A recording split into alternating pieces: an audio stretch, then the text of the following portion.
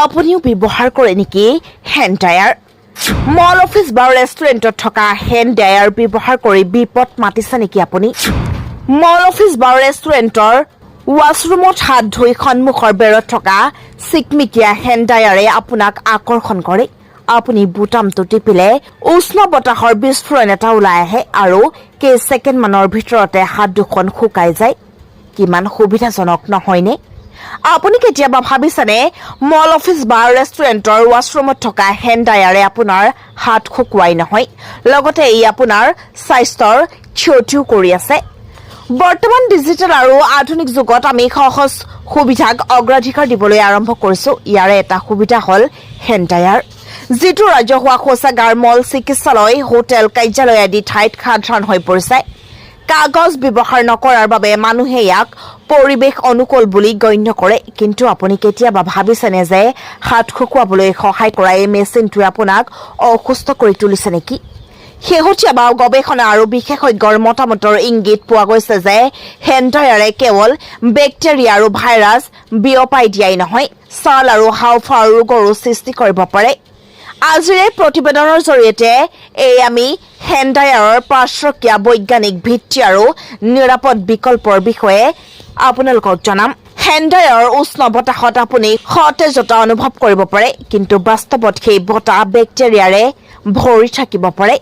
বহু গৱেষণাত দেখা গৈছে যে টিছু পেপাৰেৰে শুকুৱাই লোৱা হাততকৈ হেণ্ড ড্ৰায়াৰেৰে শুকুৱাই লোৱা বেক্টেৰিয়াৰ পৰিমাণ বহু বেছি। কোনবোৰ ৰোগে ইয়াৰ আশংকা বৃদ্ধি কৰে? ছালৰ সংক্ৰমণ। বাৰে বাৰে বেক্টেৰিয়া ভৰ্তি বতাহৰ সংস্পৰ্শলৈ আহিলে হাতৰ ছালত বিষ, খজুৱতি বা ফুহা ওলাব পাৰে। বিশেষকৈ সংবেদনশীল ছালৰ লোকৰ বাবে এইটো ক্ষতিকাৰক। গেষ্টাইটিছৰ সংক্ৰমণ। যদি হাতৰ বেক্টেৰিয়া খাদ্য বা মুখৰ সংস্পৰ্শলৈ আহে, তেন্তে ইয়াৰ ফলত ডায়েৰিয়া, বমি বা পেটৰ সংক্ৰমণ হ'ব পাৰে।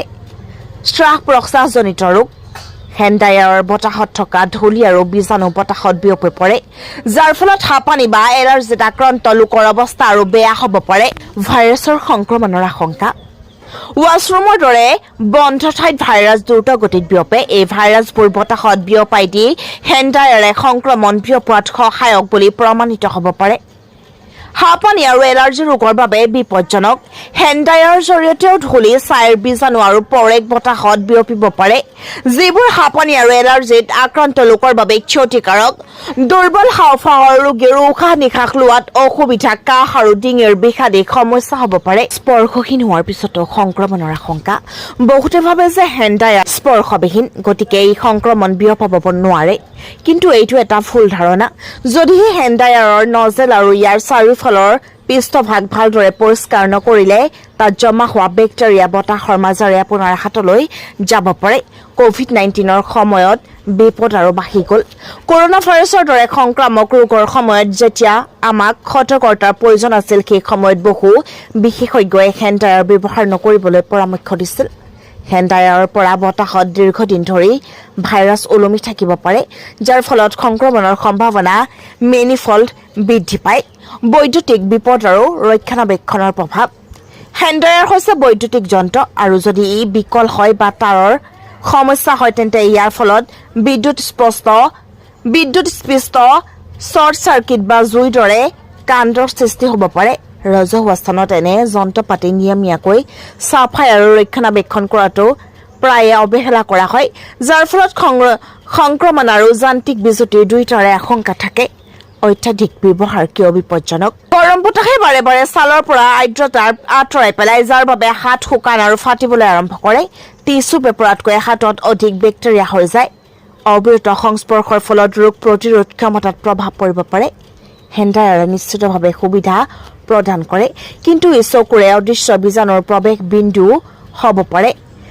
অলপ সচেতনতা আৰু সাৱধানতাৰে বহু ৰোগৰ পৰা নিজকে আৰু পৰিয়ালক ৰক্ষা কৰিব পাৰিব। পিছৰ বাৰ ৱাছৰুমলৈ গৈ হেণ্ড ড্ৰায়াৰ চালে এবাৰ হ'লেও ভাবি চাওক, আপোনাৰ শুকান হাত দুখন সঁচাকৈয়ে পৰিষ্কাৰ নে?